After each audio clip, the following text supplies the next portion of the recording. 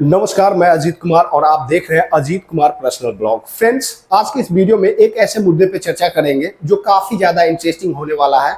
और ये जो खबर है ये अरविंद केजरीवाल के हवाले से आ रहा है। जी हाँ फ्रेंड, वो अरविंद केजरीवाल जो दिल्ली के पूर्व सीएम रह चुके हैं और अभी तत्काल रूप से 178 दिन का जेल खट के बाहर आते ही उन्होंने अपने मंत्री पद से इस्तीफा दे दिया और अपने ही पार्टी के एक नेता आतिशी नामक महिला को मुख्यमंत्री बना दिया है। तो इन दिनों अरविंद केजरीवाल का क्या रोल है, वो क्या कर रहे हैं, तो वो पूरी ताकत से बीजेपी को देश से सफाया करने में लगे हुए हैं।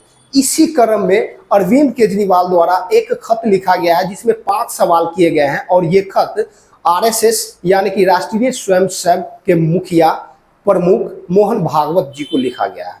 अब इसमें 5 सवाल किए गए हैं। इसमें ऐसे कुछ सवाल हैं जो अरविंद केजरीवाल के द्वारा पूछे जाने पे सूट नहीं करता। क्यों सूट नहीं करता, तो आइए जानते हैं सबसे पहले कि उनका 5 सवाल कौन है। सबसे पहला सवाल है कि प्रधानमंत्री पर वो इल्जाम लगाते हुए कहते हैं कि नरेंद्र मोदी प्रलोभन देके, लालच देके या फिर ईडी सीआईडी पे दबाव देकर दूसरे पार्टी के नेता को तोड़ते हैं और फिर अपने में मिला के सरकार बनाते हैं। इससे लोकतंत्र खतरे में है। ऐसे में देश के जो दूसरी पार्टियां हैं वो खत्म हो जाएगी और मात्र एक बीजेपी बच जाएगा जो जैसे चाहेगा वैसे देश को चलाएगा और देश में तानाशाह ले आएगा। ये पहला सवाल है मोहन भागवत जी से। दूसरा सवाल है उसका कि दूसरा सवाल है कि बीजेपी कभी नरेंद्र मोदी पब्लिक डोमेन में मीडिया को संबोधित करते हुए कई बार कई नेता के बारे में, दूसरे पार्टी के नेता के बारे में भ्रष्ट बता चुके हैं, अपने स्पीच में, अपने भाषण में उससे करप्ट बता चुके हैं। उसी नेता को कुछ ही दिन के बाद जरूरत पड़ने पर बीजेपी अपने में मिला लेती है, तब उसका भ्रष्ट कहा जाता है, तब उसका चोरी कहा जाता है। तो ये दूसरा सवाल है मोहन भागवत जी से। तीसरा सवाल अरविंद केजरीवाल का कि आरएसएस के कोख से जन्मा है बीजेपी, लेकिन बीजेपी आजकल जो कर रही है वो मुझे नहीं लगता कि आरएसएस से परमिशन लेती है। आरएसएस के बिना पूछे आजकल बीजेपी को जो मन में आता है वो करता है और इस पे आरएसएस चुप क्यों है? क्या बेटा इतना बड़ा हो गया है कि माँ से सवाल पूछना, मतलब माँ से राय विचार लेना जरूरी नहीं समझता? तो ये 3 सवाल है। चौथा सवाल के रूप में है जेपी नड्डा जो बीजेपी के राष्ट्रीय अध्यक्ष है अभी, उनके खिलाफ है। वो कहते हैं कि इस बार जो लोकसभा का चुनाव हुआ था भारत के अंदर, उसमें एक मीडिया को इंटरव्यू देते हुए जेपी नड्डा ये बता रहे थे कि बीजेपी को अब आरएसएस की जरूरत नहीं है। तो ये सवाल केजरीवाल के द्वारा मोहन भागवत जी से पूछा गया है कि वाकई बीजेपी को आरएसएस की जरूरत नहीं है क्या? बेटा इतना बड़ा हो गया है कि माँ से सलाह लेना जरूरत नहीं समझता? तो क्या आरएसएस क्या कर रही है? क्या मोहन भागवत चुप क्यों बैठे हैं? आरएसएस जो जन्म दिया है बीजेपी को और वो बीजेपी जो आरएसएस के कोख से जन्मा है, वो अब बीजेपी आरएसएस को अपने लायक नहीं समझता और जो मन में आता है वो करता है और आरएसएस चुप क्यों है? ऐसे में देश का लोकतंत्र खतरे में है।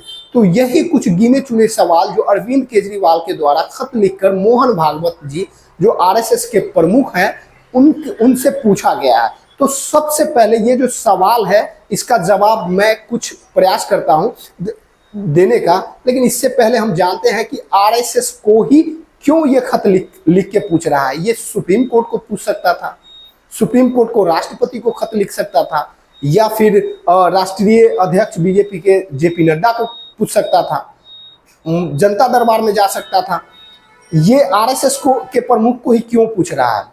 तो इसका जवाब है कि ये हकीकत है कि आरएसएस के द्वारा ही बीजेपी का कभी जन्म हुआ था और ये भी सच है कि देश में जब भी लोकसभा का चुनाव होता है तो बीजेपी जब भी जीतती है उसमें आरएसएस का बहुत बड़ा रोल होता है, बहुत बड़ा योगदान होता है। वो पूरे देश के अंदर पूरे ईमानदारी से और मेहनत से फील्डिंग करते हैं, वोट मांगते हैं, लोगों को कन्विंस करते हैं और वादा उनका पूरा करने का भी वादा करते हैं। और जब बाद में बीजेपी सरकार बना लेती है तो आरएसएस का जो भी वोट मांगने के दरमियान, इलेक्शन कैंपेन के दरमियान लोगों से जो प्रॉमिस करके आते हैं वो बीजेपी के द्वारा पूरा कराया जाता है। लेकिन इस बार के लोकसभा चुनाव में ऐसा नहीं हुआ। नतीजा बीजेपी पूर्ण बहुमत का सरकार नहीं बना पाई क्योंकि इस बार आरएसएस वाकई में बीजेपी से खफा थी, जिसके कारण आरएसएस ने फील्डिंग नहीं किया, इलेक्शन कैंपेन में नहीं जाना उचित समझा, जिसके कारण बीजेपी को एक्सपेक्ट से कम वोट आया और उसे नीतीश कुमार और दूसरे पार्टी का सहारा लेना पड़ा देश में सरकार बनाने के लिए। ये बात सही है। तो ये तो रही बीजेपी के बात। अब बीजेपी क्यों आरएसएस से अलग चल रही है, आरएसएस से उसका क्या मतभेद है, ये तो वही जाने। ठीक है, तो यही इसीलिए अरविंद केजरीवाल मोहन भागवत जी से सवाल करते हैं, क्योंकि ये सच है कि मोहन भागवत जी इस पूरे चुनाव में चुप रहे और जो हुआ देखते रहे, लेकिन बीजेपी जो कर रही है वो देश के जनता को नहीं दिख रहा है, अरविंद केजरीवाल को दिख रहा है। देखिए, दरअसल बात क्या है, अरविंद केजरीवाल वही नेता है जो 2012-13 में अन्ना हजारे के एक प्रोटेस्ट से जन्म लिया था। अन्ना हजारे का ये राइट हैंड हुआ करता था और लेफ्ट हैंड जो एक कवि है, उनका नाम मैं बार बार भूल जाता हूं, वो हुआ करते थे। अन्ना हजारे जब प्रोटेस्ट किया करते थे दिल्ली के जंतर मंतर पे, तो मीडिया उनसे सवाल करती थी, तो उन्होंने जवाब दिया था कि जीवन में कभी भी मैं पॉलिटिक्स को ज्वाइन नहीं करूंगा। मीडिया के द्वारा दूसरा सवाल, तो फिर आप ये सब क्यों कर रहे हैं, तो उनका यही जवाब था कि देश में उस वक्त कांग्रेस पार्टी की सरकार थी और कांग्रेस पार्टी के द्वारा कई सारे ऐसे काम किए गए थे जो निश्चित ही देश को डुबा देने की ओर गया था। जैसे 2008 में 2G घोटाला हो गया था, उसके बाद कोयला घोटाला हुआ, जिससे देश काफी ज्यादा कमजोर हो गया था और कांग्रेस में उस वक्त बहुत सारे भ्रष्ट नेता थे। तो कांग्रेस के खिलाफ किए गए कांग्रेस के द्वारा किए गए करप्शन के खिलाफ वो जुलूस था अन्ना हजारे का। लेकिन उन्होंने मीडिया से वादा किया था, मीडिया के जरिए देश के जनता से वादा किया था कि हम कभी पार्टी नहीं बनाएंगे, बस जो सरकारें चल रही है, देश को चला रहे हैं, वो सब कुछ अच्छी तरह से चलाए, देश को धोखा ना दे, देश के जनता को धोखा ना दे। लेकिन इन्हीं गुरु जी का बात काट के आप पार्टी बनाया गया केजरीवाल के द्वारा। केजरीवाल अन्ना हजारे को धोखा दिए, वो अन्ना हजारे जिसके माध्यम से केजरीवाल को पहचान मिला, वरना सच में उस समय से पहले अरविंद केजरीवाल को एक कुत्ता भी नहीं पहचानता था। जी हाँ फ्रेंड्स, शक्ल तो उसका चोर की तरह है, आप देखेंगे, और बात भी चोर की तरह करेगा, लेकिन उसी वक्त उसको पहचान मिला था और उस पहचान का नाजायज फायदा उठाकर उसने अन्ना हजारे को धोखा देकर पार्टी बनाया और पार्टी बनाने के बाद दिल्ली विधानसभा चुनाव में वो भाग लिया और इस चुनाव में पैसे की जरूरत पड़ी तो इसने देश के आतंकवादी, देश के दो देशद्रोहियों से इसने पैसा लिया और उन पैसों को खर्चा करके देश में दिल्ली के अंदर सरकार बना लिया। सरकार बनाने के बाद उसने दिल्ली के जनता को एक बार नहीं कई बार धोखा दिया। लास्ट में उसने क्या किया, शराब घोटाले में पकड़ा गया, जिसमें 178 दिन का उसका जेल हो गया। अब जब जेल से छूट के आया है, जिस पे देख लीजिए शराब घोटाले का अभी तत्काल रूप से इल्जाम लगा है उस पे। इससे पहले एक गुरपतवंत सिंह पन्नू है जो पंजाब में खालिस्तान का डिमांड करता है, भारत से एक देश मांगता है खालिस्तान नामक, वो अमेरिका और कनाडा भाग चुका है क्योंकि भारत के अंदर UAPA के तहत उस पे आतंकवादी का केस चलता है, तो जेल ना हो जाए इसलिए वो कनाडा और अमेरिका का नागरिक लेके भारत से हमेशा दूर रहता है। ठीक है, उसने वीडियो बना के हाल ही में भेजा है और बताया है कि उसने 200 करोड़ रुपए अरविंद केजरीवाल को दिया है सरकार बनाने के लिए। बदले में अरविंद केजरीवाल जो 2000 के दशक में पन्नू का एक आतंकवादी भारत के जेल में पकड़ा गया था, उसको अरविंद केजरीवाल छुड़ाएगा। कैसे छुड़ाएगा, पहले दिल्ली में सरकार बनाएगा, फिर केंद्र में बनाएगा, उसके बाद इजी हो जाएगा, आराम से छोड़ देगा।